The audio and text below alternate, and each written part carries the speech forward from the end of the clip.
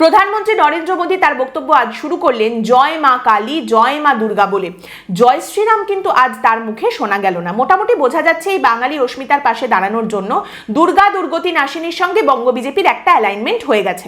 যাকে প্রধানমন্ত্রী নরেন্দ্র মোদী আজ একটি খুব ভালো কথা বলেছেন এবং একটা অল্টারনেটিভ রাস্তার কথা বলেছেন, বা বলা ভালো বঙ্গ বিজেপিকে একটা অল্টারনেটিভ রাস্তা তিনি দেখিয়ে দিয়ে গেলেন, যেখানে তিনি শিল্পের কথা বলছেন। আপনি ভাবুন, শিল্প, কর্মসংস্থান, চাকরি বাকরি, পড়াশোনা এসব বাংলার রাজনৈতিক তরজা থেকে তো প্রায় উঠেই গেছে, আমরা শুনতেই পাই না। আমরা সেসব কথা বলতে চাইলে লোকে বলে আরে থামুন তো, এর থেকে আরো গুরুত্বপূর্ণ বিষয় আছে, হিন্দু মুসলিম আছে না।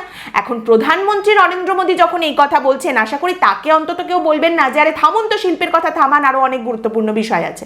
যাকে তো প্রধানমন্ত্রী যে কথাটা বললেন সেটা হচ্ছে যে পশ্চিমবঙ্গে বিজেপি ক্ষমতায় আসলে শিল্প হবে।